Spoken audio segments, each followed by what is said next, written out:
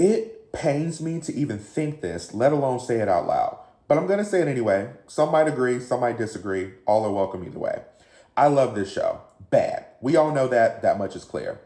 But I do think there is one thing that the show got wrong. And even wrong is a stretch. See how I can't even walk down that road? Wrong is a stretch. Just something that I think could have been done differently.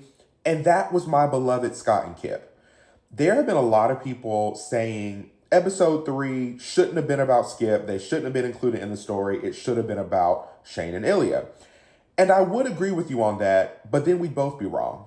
And that helps nobody.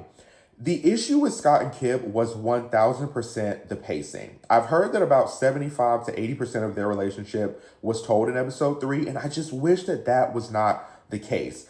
I do think it was partly because they didn't know how big the show was going to be, and they felt like they needed to tell as much of the story as they could in the allotted 6 episodes. If they knew it was going to be as big as it was, they probably would have spread it out a little bit more. And I know that Heated Rivalry is about Hollanov, Game Changers is Skip. But it was definitely jarring going from episode 3 to episode 5 because last we saw Skip, they were done. It was over.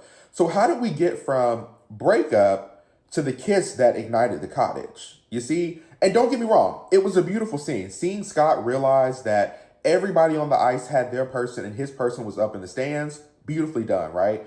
I just think it would have been really cool to see what was going on with Skip in the background to get us here.